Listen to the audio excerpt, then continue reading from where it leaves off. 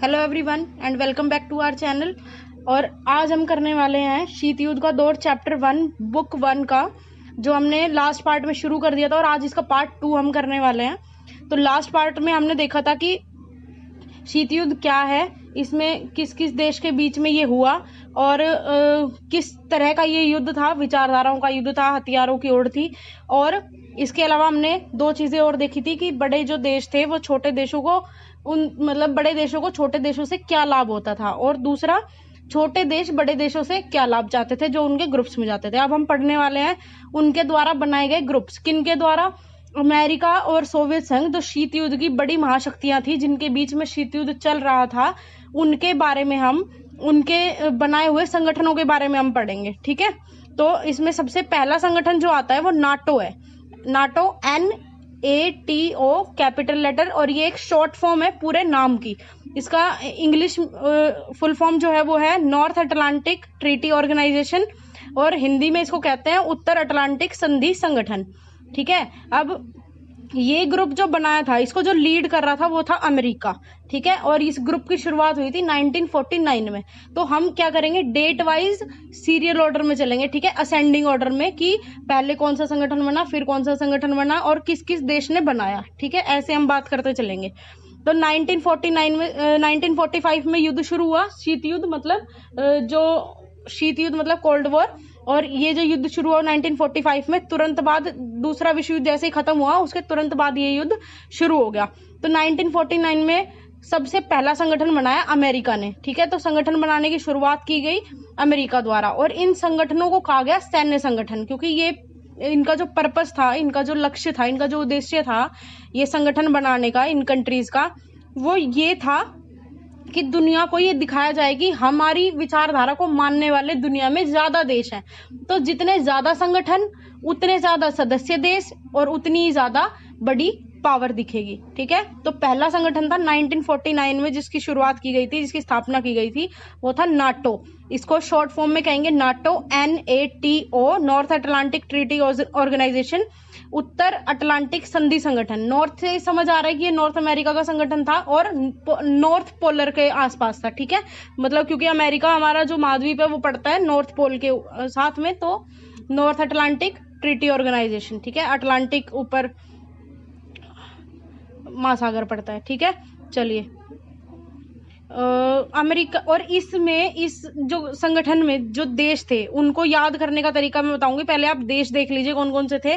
Britain था, Italy था, Luxembourg था, लग्जमबर्ग है ये, लग्जमबर्ग लिखा हुआ है, डेनमार्क, फ्रांस, स्पेन, तुर्की, नॉर्वे, बेल्जियम, पुर्तगाल, नीदरलैंड एंड पश्चिमी जर्मनी। ठीक है, ये जो कंट्रीज थी ये ऐसे थी। तो इसको याद रखने का एक तरीका है, वो है आपको जिस हिसाब, जैसे ये लिखे हुए हैं ना, ब्रिटेन के नीचे इटली, इटली के नीचे लग्जमबर्ग के नीचे डेनमार्क, इसी तरीके से आप इसको याद कर सकते हो, इनके पहले पहले अक्षर को। तो इसको याद करने के लिए हम करेंगे BR, ब्रिटेन का BR, इटली का I, ब्री, लग्जमबर्ग का L और डेनमार्क का DE, ब्रिल्डे। ठीक है, ब्रिल्डे। ठीक है, ऐसे याद रखेंगे, ब्रिल्डे। तो फर्स्ट जो हमने शब्द देखे, इसके जो अल्फाबेट है ना वो ले लिए और एक नाम बना दिया। तो ये समझ लो हम किसी नेता का नाम याद कर रहे हैं या किसी कंट्री का नाम याद कर रहे हैं, कुछ भी समझ लो आप। तो तीनों को मिला के एक नाम बनाएंगे हम। तो ब्रिल्डे बन गया। दूसरे लाइन में देखिए, फ्रांस का जो है FR लेंगे, स्पेन का S लेंगे, तुर्की का TU लेंगे और नीदरलैंड नॉर्वे का N लेंगे। ठीक है, FRSTUN, फ्रस्तुन, ब्रिल्डे फ्रस्तुन, ऐसे याद रख लो जैसे कोई आप विदेशी नाम याद रख रहे हो। ठीक है, इस तरीके से आप याद रख लेना, ब्रिल्डे फ्रस्तुन। बेल्जियम का BE, पुर्तगाल का PU।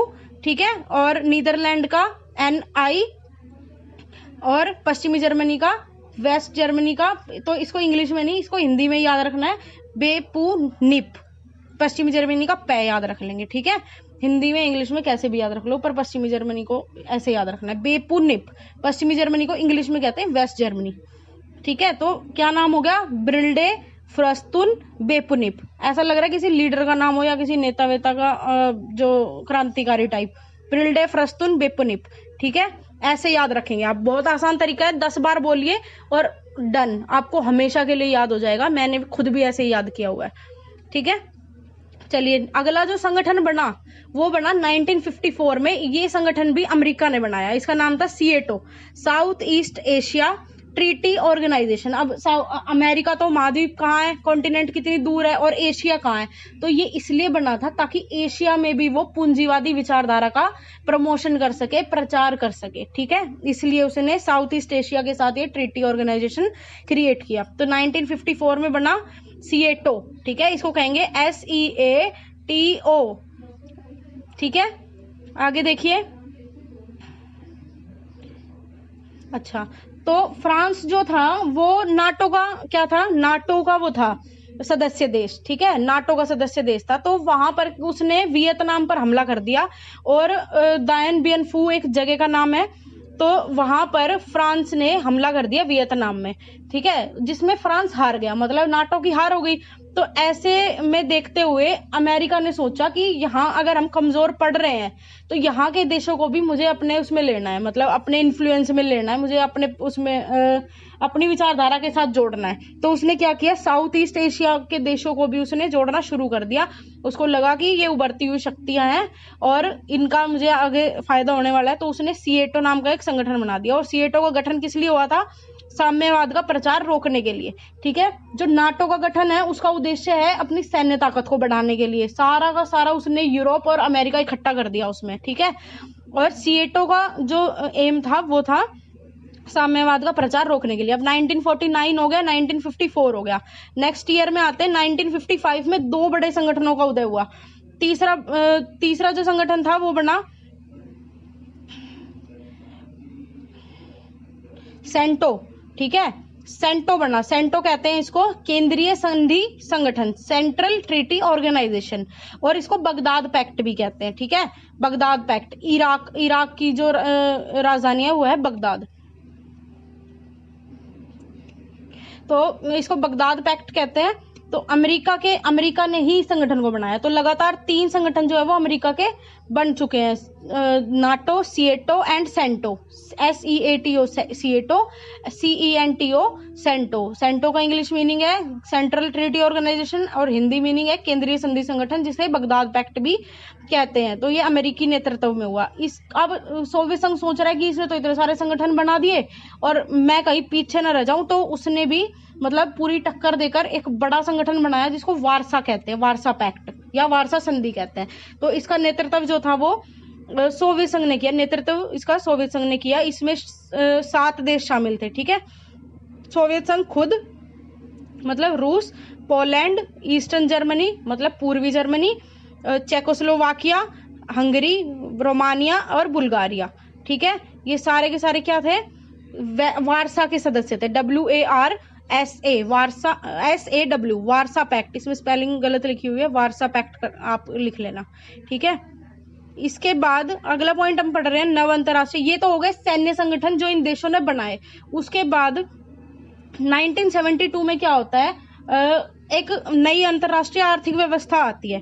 अच्छा, गुटनिरपेक्ष देशों ने संयुक्त राष्ट्र के व्यापार और विकास सम्मेलन में, union nation conference for related to trade and development में क्या किया, एक नई व्यापार नीति की ओर एक प्रस्ताव प्रस्तुत किया ताकि विकासशील देशों का तथा बहुराष्ट्रीय कंपनियों द्वारा गरीब देशों का आर्थिक शोषण समाप्त हो सके। अच्छा, ये नई अंतरराष्ट्रीय आर्थिक व्यवस्था किसने शुरुआत की इसकी, 1972 में जो union nation UNO union nation organization का जो व्यापार और विकास कार्यक्रम है, यूनियन नेशन विकास और व्यापार से संबंधित सम्मेलन में एक सम्मेलन हुआ, उसमें गुटनिरपेक्ष देशों ने ये नव अंतरराष्ट्रीय आर्थिक व्यवस्था का प्रस्ताव रखा। ठीक है, उसमें ये प्रस्ताव, एक रिपोर्ट छपी नई व्यापार नीति की ओर, ठीक है, towards a new trade policy. तो इस नाम से एक प्रस्ताव रखा गया कि जो मल्टीनेशनल कंपनी है, विकसित देशों की जो मल्टीनेशनल कंपनी है, जो निवेश बाजार में जो दूसरे देशों में जो गरीब देशों में लगी हुई है, वो शोषण ना करे गरीब देशों का। ठीक है, इस दिशा की ओर एक कदम था ये। ठीक है, ये थी नई नव अंतरराष्ट्रीय आर्थिक नीति, न्यू इकोनॉमिक न्यू, एक सेकेंड, नव अंतरराष्ट्रीय आर्थिक व्यवस्था, ठीक है, न्यू इंटरनेशनल इकोनॉमिक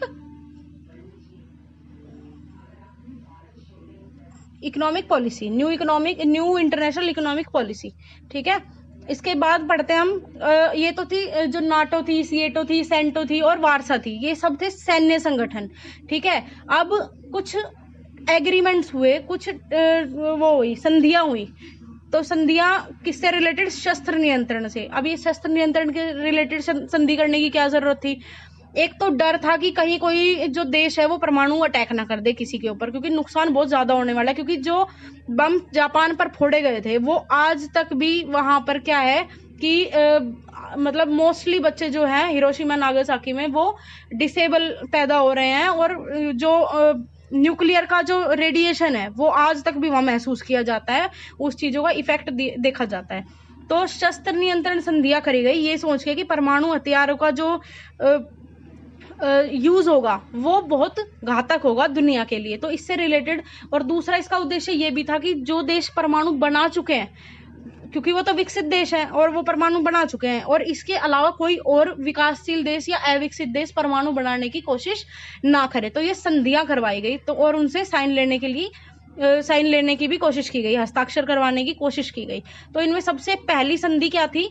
एलटीबीटी, ठीक है, 1963 में हुई एलटीबीटी। एलटीबीटी क्या है? लिमिटेड टेस्ट बैन ट्रीटी, एलटीबीटी, ठीक है, ऐसे ही आपको याद रखना है, बहुत आसानी से याद हो जाएगा। तो इस ट्रीटी में क्या बोला गया? जल में, वायुमंडल में, अंतरिक्ष में, और मतलब इन तीनों जगहों पर क्या नहीं किया जाएगा? परमाणु परीक्षण प्रतिबंध संधि है ये। तो इन जगहों पर जल में, वायुमंडल में, बाह्य अंतरिक्ष में परमाणु परीक्षण क्या होगा? बैन होगा, ठीक है। तो ये ऑब्वियसली दिख रहा है कि कहीं भी आप परमाणु परीक्षण नहीं कर सकते हो, जल में कर सकते हो, ना हवा में कर सकते हो, ना अंतरिक्ष में कर सकते हो, कहाँ करोगे?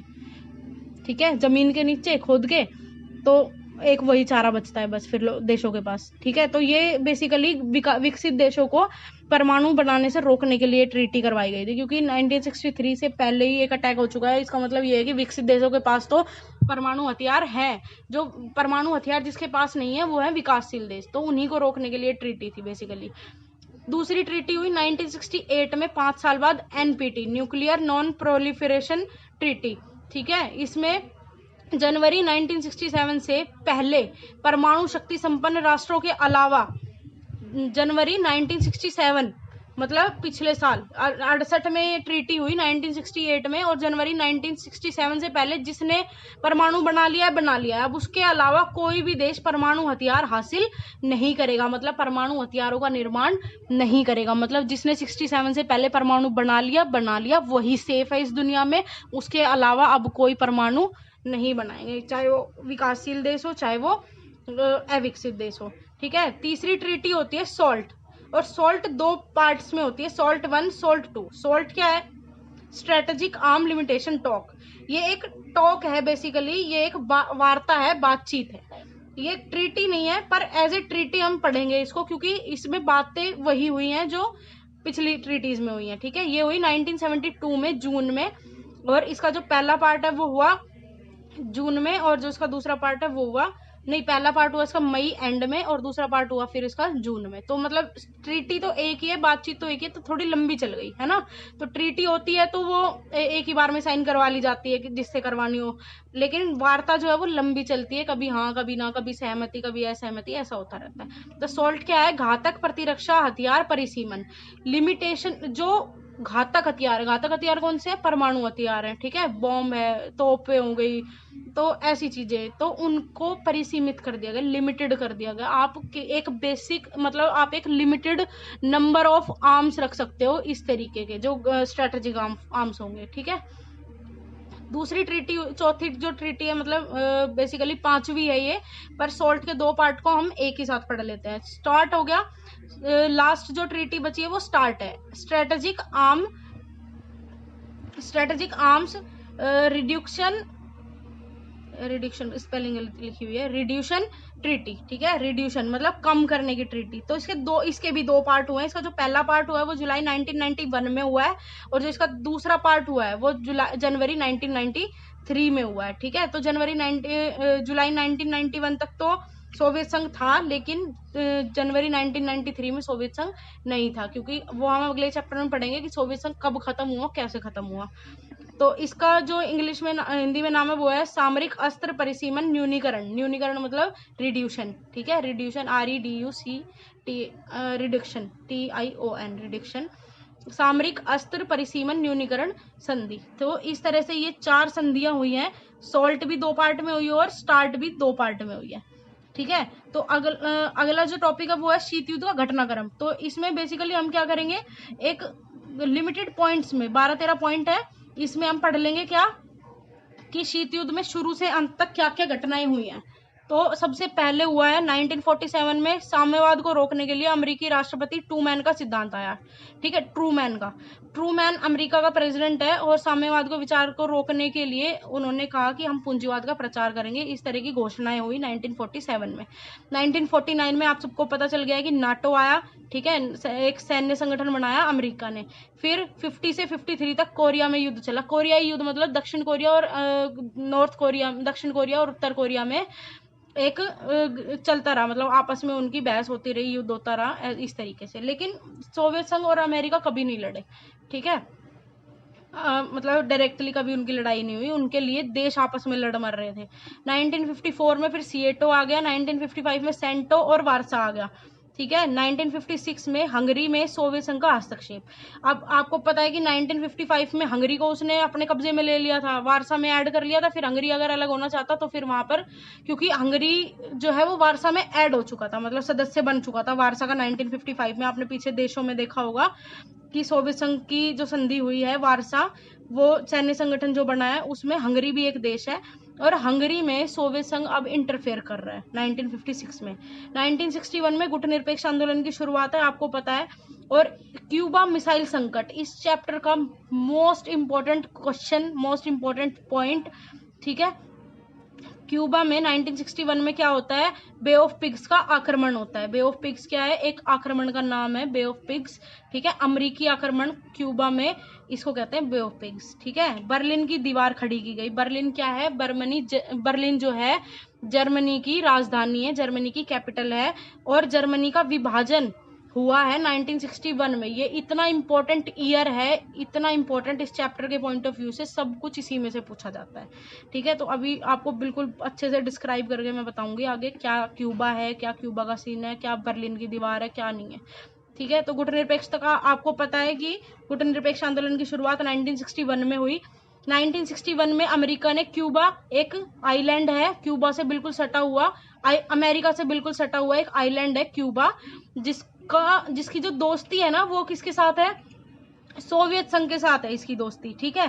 तो अमेरिका, ऑब्वियसली बात है, अमेरिका को तो डर लगेगा ही कि कहीं मतलब ये उसके साथ मिलके मेरे ऊपर नजर ना रख ले या मेरे ऊपर अटैक ना कर दे। तो अमेरिका ने उससे पहले ही वहां आक्रमण करने की कोशिश कर दी, ठीक है, क्यूबा को डरा दिया। तो इसी डर में अगले साल जो होता है वो क्यूबा का युद्ध होते, मतलब शीत युद्ध एक रक्त रंजित युद्ध में बदलते बदलते बच जाता है, मतलब युद्ध नहीं होता। अगले साल बहुत भयंकर संकट आता है जिसको कहते हैं क्यूबा मिसाइल संकट, ठीक है, आगे पढ़ेंगे हम इसको। और तीसरी बड़ी घटना 1961 में क्या होती है, जर्मनी में एक दीवार खड़ी करी गई और जर्मनी का बंटवारा हो गया, एक पूर्वी जर्मनी बन गया और एक पश्चिमी जर्मनी बन गया, ठीक है।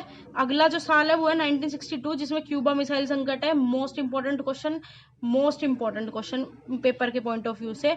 अगला क्या है, एनपीटी हुई है 1963 में, हमारी एक संधि हुई है एलटीबीटी, और 1968 में एनपीटी हुई है।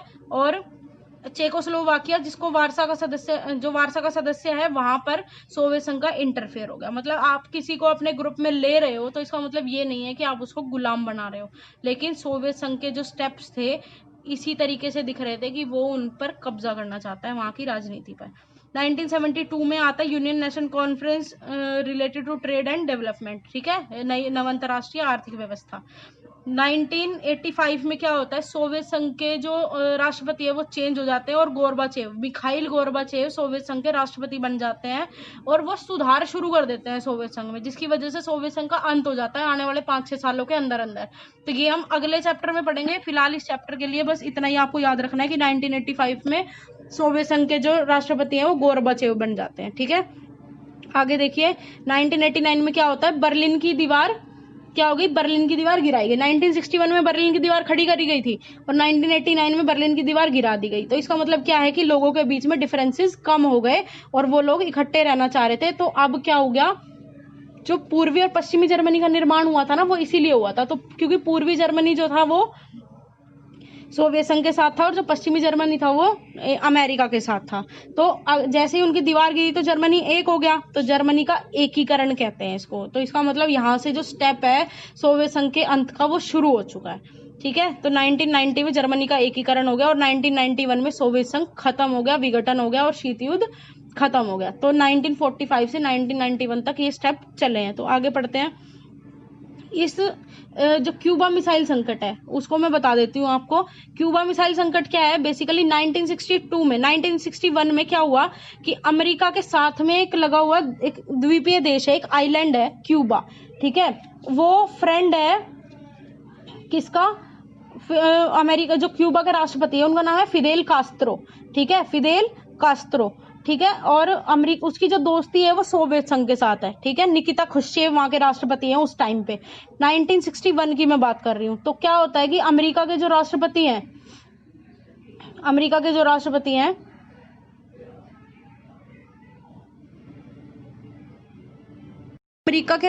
हैं, जॉन एफ कैनेडी। ठीक है, तो तीनों राष्ट्रपति आपको याद रखने हैं। तो क्या होता है कि 1961 में अमेरिका क्यूबा पर आक्रमण कर देता है। इस आक्रमण को नाम दिया गया बे ऑफ पिग्स। ठीक है, बे ऑफ पिग्स। तो क्या हुआ कि 1961 में ये हो गया क्यूबा के ऊपर। तो क्यूबा का जो राष्ट्रपति है फिदेल कास्त्रो, उसका तख्ता पलट करना चाहता है बेसिकली अमेरिका। तो और दुनिया में दबदबा बनाना चाहता है कि मैंने तो सोवियत संघ के फ्रेंड को ही अपने कब्जे में ले लिया और हरा दिया है और ये सब चीजें। तो सोवियत संघ को क्या हो जाता है, डर हो जाता है। निकिता खुश्चेव को ये डर सताता है कि कहीं अमेरिका जो है वो दोबारा आक्रमण ना कर दे क्यूबा पर, क्योंकि क्यूबा छोटा देश, फ्रेंड क्यों है उसका, क्योंकि उसको सैनिक ठिकाने बनाने, ये हम पढ़ चुके हैं। तो क्यूबा इतना करीब है अमेरिका के, वहां से बहुत आसानी से अटैक किया जा सकता है अमेरिका के बहुत बड़े हिस्से पर। तो सोवियत संघ क्यूबा की दोस्ती क्यों खोना चाहेगा, तो उसकी सुरक्षा जो है वो, क्यूबा की जो सुरक्षा है वो सोवियत संघ की जिम्मेदारी है। तो उस टाइम पे सोवियत संघ के जो राष्ट्रपति हैं निकिता खुश्चेव, उनको डर होता है कि कहीं अमेरिका फिदेल कास्त्रो का तख्ता पलट ना कर दे और क्यूबा पर अटैक ना कर दे। ठीक है, कहीं क्यूबा मुझसे छिन ना जाए। तो वो क्या करते हैं, क्यूबा में मिसाइलें तैनात कर देते हैं अमेरिका के खिलाफ। ठीक है, तो अपनी मिसाइलें और सेना तैयार कर देते हैं। अब जो अमेरिका है ना, अमेरिका के पहले से 2 गुने हिस्से पर अब सोवियत संघ अटैक कर सकता है, इतना करीब आ गया है सोवियत संघ क्यूबा से अमेरिका के। तो अमेरिका क्या करता है, अमेरिका को 2-3 हफ्ते बाद इसकी खबर लगती है, 3 हफ्ते बाद उसको पता चलता है कि ऐसे ऐसे हो गया और तेरे ऊपर तो आक्रमण होने वाला है। तो जॉन एफ कैनेडी क्या करते हैं, अपने उसको जहाजों को, अपने जंगी बेड़ों को समुद्र में उतार देते हैं और कहते हैं कि या तो आप अपनी मिसाइलें पीछे ले लो, आप अपने सैनिकों को पीछे ले लो, या वरना युद्ध के लिए तैयार हो जाओ। तो क्या करता है सोवियत संघ, क्या करता है, अपनी मिसाइलें पीछे ले लेता है और अपने जो सैनिक है उनको वापस बुला लेता है समुद्र में से। तो ऐसे करके ये भयंकर संकट, जो परमाणु युद्ध भी बन सकता था, ये टल गया। इसीलिए इसको क्यूबा मिसाइल संकट कहते हैं। ठीक है, और हर साल ये लगभग पूछा जाता है, कोई साल मुश्किल से ऐसा गया होगा जिस साल ये क्वेश्चन ना पूछा जाए, और 3 नंबर में ही पूछा जाता है, इससे ज्यादा नहीं पूछा जाता क्यूबा मिसाइल संकट। तो इंपॉर्टेंट क्या है, आपको डेट्स याद रखनी है, आपको इवेंट याद रखना है और आपको तीनों राष्ट्रपतियों के नाम याद रखने हैं। ठीक है, तो अब इस क्वेश्चन में, इस चैप्टर में देख लेते हैं इंपॉर्टेंट क्वेश्चन क्या बनते हैं। तो वाक्य सही करना कि अमेरिका ने अपने सहयोगियों के साथ 1953 में वार्सा में संधि की, या फिर क्योंकि 55 में अमेरिका ने संधि नहीं की। ठीक है, वार्सा संधि सोवियत संघ ने की थी, तो अमेरिका की जगह सोवियत संघ आ जाएगा। दूसरा क्वेश्चन देखिए, द्वितीय विश्व युद्ध के बाद किन दो महाशक्तियों का उदय हुआ? ठीक है, आप पूरा चैप्टर पढ़ चुके हैं, आपको इसका आंसर पता होना चाहिए। तीसरा देखिए, तीसरे विश्व के नाम से किन देशों को जाना जाता है? मैंने आपको बताया था तीसरी दुनिया या तीसरा विश्व गुटनिरपेक्ष देशों को कहा जाता है। पहला विश्व पूंजीवादी दुनिया, मतलब अमेरिकी देश, अमेरिकी ग्रुप के देश, अमेरिकी खेमे के देश। दूसरा ग्रुप जो कहा जाता है वो सोवियत खेमे के देश, पूर्वी खेमे के। और तीसरा जो कहा जाता है वो, तीसरी जो कंट्री है वो है, तीसरी जो दुनिया है उसको कहा जाता है, गुटनिरपेक्ष के देशों को तीसरी दुनिया कहा जाता है। गुटनिरपेक्ष देशों का 15वां सम्मेलन कब और कहाँ हुआ? तो 15वां सम्मेलन इसका हुआ है 2009 में मिस्र में। ठीक है, मिस्र भी संस्थापक देशों में से एक था। नेक्स्ट देखिए, मित्र राष्ट्रों और धुरी राष्ट्रों के नाम। मित्र राष्ट्र, धुरी राष्ट्र कौन है? दूसरे विश्व युद्ध में जिन लोगों के बीच में युद्ध हुआ था, जिन दो ग्रुप्स के बीच में द्वितीय विश्व युद्ध हुआ था, सेकंड वर्ल्ड वॉर 1939 टू 1945, वो कौन थे? तो मित्र राष्ट्र के अंदर आते हैं अमेरिका, सोवियत संघ, ब्रिटेन, फ्रांस, चाइना और ब्राजील। और धुरी राष्ट्र में आते हैं जर्मनी, जापान, इटली। ठीक है, अमेरिका ने जापान पर कब और कहां परमाणु बम गिराए और नाम बताइए? ठीक है, 6 अगस्त 1945 को हिरोशिमा पर गिराया था लिटिल बॉय, और 9 अगस्त को गिराया था नागासाकी पर फैट मैन। ठीक है, उन 5 नेताओं के नाम बताइए जिन्होंने गुटनिरपेक्ष आंदोलन को शुरू किया। ये पता है आपको कौन से 5 देश हैं? पहले ये देखिए, भारत, मिस्र, यूगोस्लाविया, इंडोनेशिया और घाना। ये 5 देश हैं और इनके 5 नेता हैं। भारत से जो थे लीड कर रहे थे वो थे पंडित जवाहरलाल नेहरू, और मिस्र से कर रहे थे अब्दुल गमाल नासिर, यूगोस्लाविया से कर रहे थे जोसेफ ब्रोंस टीटो और JOSEPH जोसेफ ब्रोंस टीटो, और इंडोनेशिया से कर रहे थे सुकर्नो, और घाना से कर रहे थे वामेन क्रुमा। ठीक है, ये लोग लीड कर रहे थे गुटनिरपेक्ष आंदोलन को। संस्थापक देश भी इनको कहा जाता है। शीत युद्ध के 2 महाशक्तियों की विचारधारा बताइए। तो 2 महाशक्तियां कौन कौन सी? सोवियत संघ और अमेरिका। सोवियत संघ की विचारधारा आपको पता है, साम्यवादी या समाजवादी भी आप कह सकते हो, और अमेरिका की विचारधारा है पूंजीवादी, जिसे लोकतांत्रिक विचारधारा भी कहते हैं। तो ये लोकतंत्र को सपोर्ट करते हैं। अच्छा, क्यूबा संकट के समय अमेरिका और सोवियत संघ का नेतृत्व कौन कर रहा था? तो क्यूबा संकट के दौरान अमेरिका के जो राष्ट्रपति है वो है जॉन एफ कैनेडी, और सोवियत संघ के जो राष्ट्रपति है वो है निकिता खुश्चेव। ठीक है, अगला देखिए, शीत युद्ध के संदर्भ में अपरोध से आप क्या समझते हैं? अपरोध क्या है? एक रेसिस्टेंस। रेसिस्टेंस क्या है? रेसिस्टेंस क्या करता है? करंट लगने से रोकता है। हमें साइंस में हमने पढ़ा होगा 10th क्लास में। तो रेसिस्टेंस क्या करता है? करंट लगने से रोकता है। ऐसी अपरोध क्या है? एक ऐसी पावर है जो दिखाई नहीं दे रही लेकिन वो युद्ध करने से रोक रही है इनको। क्या पावर है वो? क्योंकि दोनों देशों को पता है कि दोनों देशों के पास परमाणु हथियार है, और अगर मैंने अटैक किया तो सामने वाला भी अटैक करेगा, उसकी बर्बादी होगी तो मेरी भी होगी। तो इसलिए ये जो प्रॉब्लम है ना बीच में, कि दोनों के पास न्यूक्लियर पावर है, दोनों देश न्यूक्लियर पावर है, तो यही उनको रोकती है लड़ाई करने से। ठीक है, तो दोनों महाशक्तियों में एक दूसरे को नुकसान पहुंचाने की पूरी क्षमता है, इसलिए कोई भी इस युद्ध का खतरा नहीं उठाना चाहता, इसलिए पारस्परिक अपरोध के कारण युद्ध नहीं होता है। तो अपरोध का मतलब यही है। शीत युद्ध क्या है? द्वितीय विश्व युद्ध के बाद 1945 से 1990 1945 टू 1990 के बीच की वह तनावपूर्ण स्ट्रेसफुल सिचुएशन, अंतर्राष्ट्रीय राजनीतिक स्थिति, इंटरनेशनल पॉलिटिकल सिचुएशन, जो अमेरिका और सोवियत संघ के बीच की स्थिति है, उसी को शीत युद्ध कहा गया। परमाणु संपन्न होने के कारण दोनों महाशक्तियों ने कभी रक्त रंजित युद्ध नहीं किया, उसके स्थान पर प्रतिद्वंदिता और तनाव की स्थिति बनी रही, जिसे शीत युद्ध कहा जाता है। ठीक है, बहुत आसान है, इतना मुश्किल नहीं, बहुत इजी चैप्टर। आगे तो और मुश्किल चैप्टर आएंगे, तब ये बेस है आपका आगे की पूरी किताब के लिए। ठीक है, अगला देखिए, महाशक्तियां छोटे देशों के साथ सैनिक गठबंधन क्यों बनाती थी? ठीक है, क्यों रखती थी? तो हम पढ़ चुके हैं कि छोटे देशों के प्राकृतिक संसाधनों का प्रयोग करना। महाशक्तियां छोटे देशों के साथ सैन्य गठबंधन बनाकर उनके प्राकृतिक संसाधनों पर अधिकार बनाना चाहती थी। प्राकृतिक संसाधन जैसे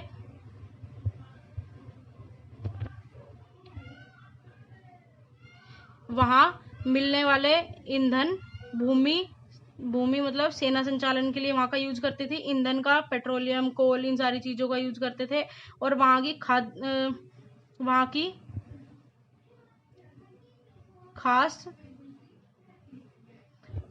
की खास उपजाऊ फसलों के लिए कच्चे माल की प्राप्ति के लिए, ठीक है, इन सब चीजों के लिए महाशक्तियां छोटे देशों के साथ गठबंधन बनाती थी। दूसरा रीजन था सैन्य ठिकाने स्थापित करने के लिए। महाशक्तियां छोटे देशों के भूभाग को सैनिक साधनों के रूप में प्रयोग करना चाहती थी, सैनिक स्थानों के रूप में, और वे विरोधी देशों पर आक्रमण करने के लिए अपने सैनिक अड्डे बनाने तथा सैनिक जासूसी करने के लिए महत्वपूर्ण होते थे, ठीक है। आर्थिक सहायता प्राप्त करते थे। आर्थिक सहायता कैसे? महाशक्तियां छोटे देशों से सैनिक गठबंधन करके युद्ध तथा युद्ध की समाप्ति पर होने वाले खर्च को छोटे छोटे देशों में बांटकर अपने खर्च को के बोझ को कम करना चाहती थी, ठीक है। वही मैंने बताया था आपको कि कैसे वो आर्थिक सहायता ले सकती हैं छोटे देशों से, कि अपने खर्चे का बोझ उन पे डाल दो, कि उनको क्या दो, कॉन्ट्री नहीं करते। जैसे हम कुछ खाने जाते हैं, पार्टी करने जाते हैं, तो सारे दोस्त मिलकर कॉन्ट्री कर लेते हैं और जिसकी पार्टी होती है उसी को कुछ नहीं देना पड़ता। तो वही सिचुएशन है, ठीक है। आर्थिक सहायता प्राप्त करना हो गया। महाशक्तियां अधिक से अधिक छोटे देशों के साथ गठबंधन करके विपक्ष के मुकाबले अपनी विचारधारा को विश्व के सामने अधिक महत्वपूर्ण दिखाना चाहती थी। मैंने बताया था आपको, जितने ज्यादा देश हमारे ग्रुप में होंगे उतना ज्यादा हम दुनिया को पावरफुल दिखेंगे, ठीक है। नेक्स्ट क्वेश्चन है, सोवियत संघ के प्रति भारत की विदेश नीति पर टिप्पणी करिए। ये क्वेश्चन बार बार देखे गए हैं और मैंने प्रीवियस ईयर से ही उठाए हैं ये, तो उनके आंसर्स भी हैं यहाँ। भारत की आजादी के बाद से भारत और सोवियत संघ के संबंध अच्छे रहे हैं, ठीक है। सोवियत संघ के साथ उसकी विदेश नीति बहुत अच्छी है, बल्कि भारत पे तो इल्जाम भी ये लगाया जाता था कि गुटनिरपेक्षता के नाम पे भारत अपने पर्सनल मुद्दों को उठा रहा है। और मतलब 1971 में भारत और रशिया के उसके सोवियत संघ के बीच में एक 20 साल की एक संधि भी हुई थी, जो हर 20 साल में रिन्यू होती है।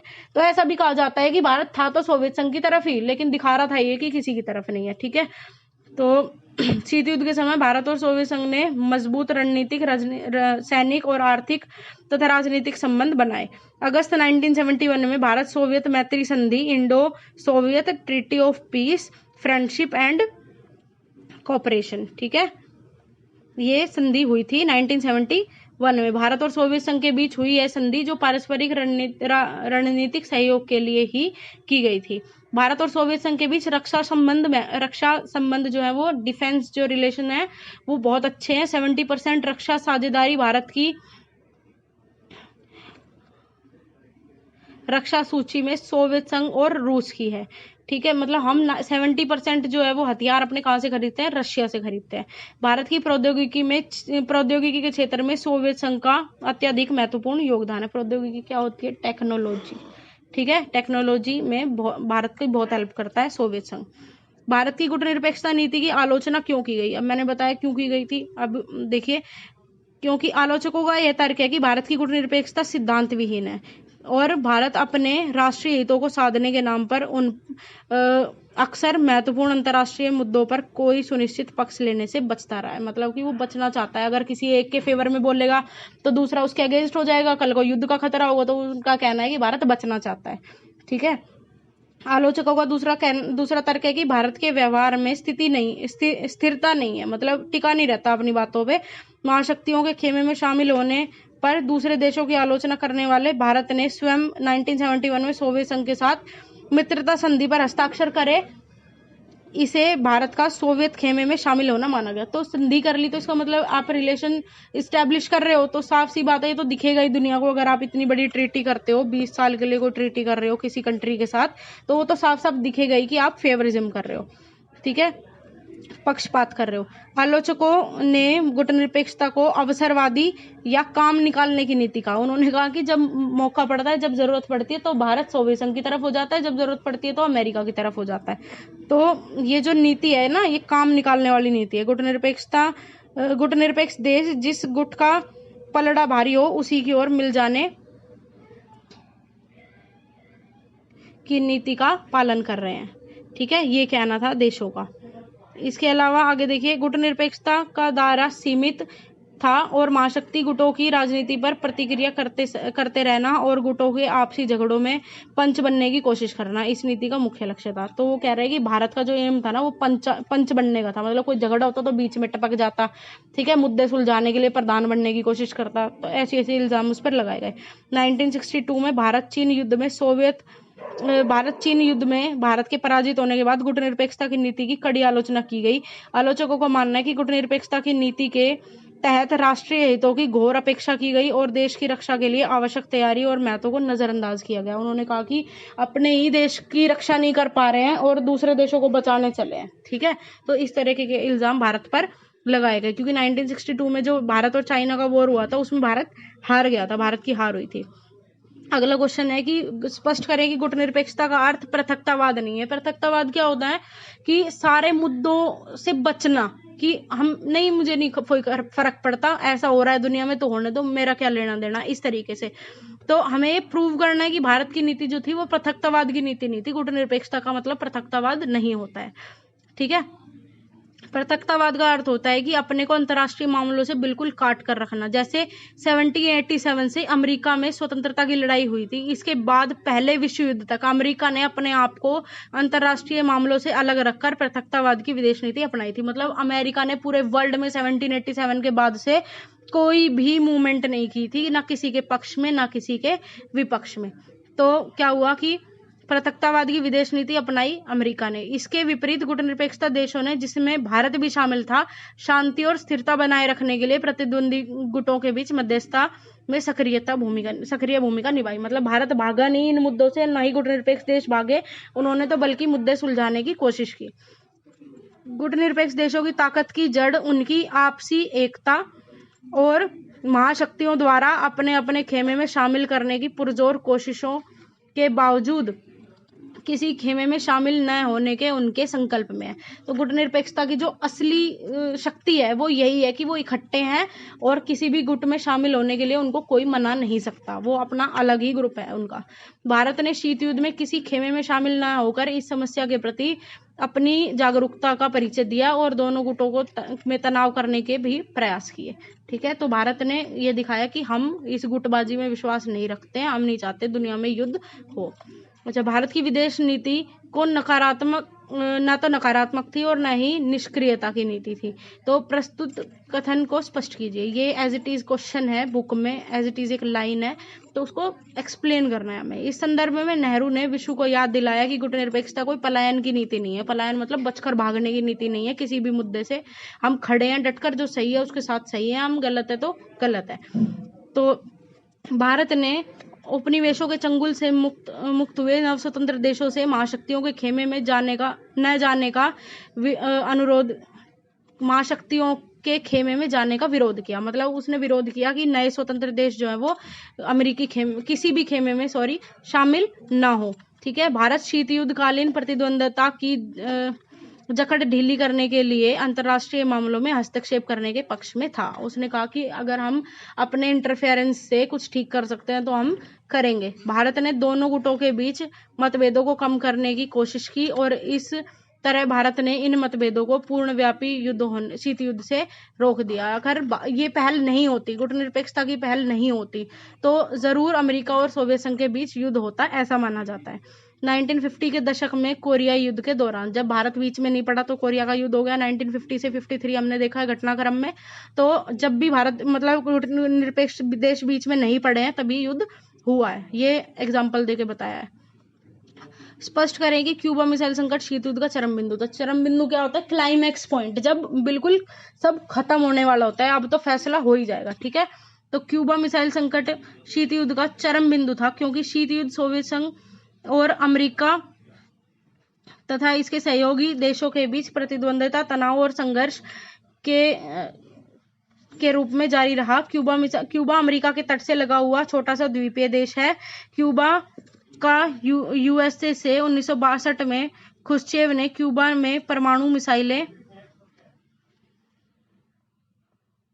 तैनात कर दी। इन हथियारों की तैनाती से पहली बार अमेरिका नजदीकी निशाने पर आ गया। अब वह हथियारों की इस तैनाती के बाद यूएसएसआर पहले की तुलना में अब अमेरिका के मुख्य भूभाग के लगभग 2 गुने ठिकानों पर क्या कर सकता है? 2 गुने ठिकानों पर, शहरों पर हमला कर सकता है, ठीक है। क्यूबा में सोवियत संघ द्वारा लागू हथियार तैनात की भनक किसको? अमेरिकियों को 3 हफ्ते बाद लगी। और वही सब लिखा हुआ है कि जॉन एफ कैनेडी को कुछ भी करने जॉन एफ कैनेडी जो है वो स्टेप लेने से हिचकिचा रहे थे, क्योंकि अगर युद्ध होता तो परमाणु युद्ध होता। तो इसी तरह क्या हुआ, उन्होंने दोनों ने आपस में नेगोशिएट कर लिया और क्या हुआ कि ये मिसाइल संकट जो था वो टल गया। ठीक है, प्रक्षेपास्त्रों के प्रक्षेपास्त्र क्या होता है, प्रक्षेपास्त्रों को कम करने के लिए, मतलब कि एक दूसरे का विनाश करने वाले अस्त्रों को कम करने के उद्देश्य से किए गए समझौतों और संधियों का वर्णन कीजिए। वही है एलटीबीटी, एनपीटी, सॉल्ट एंड स्टार्ट। ठीक है, बहुत अच्छे से इसमें दिया हुआ है, आप देख लीजिए, आप स्क्रीनशॉट ले सकते हैं। सॉल्ट 1 और सॉल्ट 2 को भी एक्सप्लेन कर दिया है ना। नाउ अंतरराष्ट्रीय आर्थिक व्यवस्था का वर्णन कीजिए। ठीक है, अगला क्वेश्चन ये है, अगला वो भी वही है कि जो मल्टीनेशनल कंपनियां हैं वो इन देशों का, नवस्वतंत्र देशों का वो ना करें, शोषण ना करें। अगला क्वेश्चन है क्यूबा मिसाइल संकट। और लास्ट क्वेश्चन है फिर से शीत युद्ध की उत्पत्ति के प्रमुख कारण बताइए। शीत युद्ध की उत्पत्ति के प्रमुख कारण क्या है, एक दूसरे के बीच में शक का पैदा होना। ठीक है, ऐसी सहयोग की भावना नहीं थी और सहयोग का सिर्फ दिखावा कर रहे थे। तो ये सारी चीजें हैं। ठीक है, और ये चैप्टर यहाँ खत्म हो जाता है। अगर इसके बाद आपका कोई डाउट बचता है तो आप मुझे बता दीजिए, ठीक है, कमेंट सेक्शन में। वरना आज हम ये चैप्टर कंप्लीट कर चुके हैं, अब नेक्स्ट चैप्टर में मिलते हैं। Thank you for watching.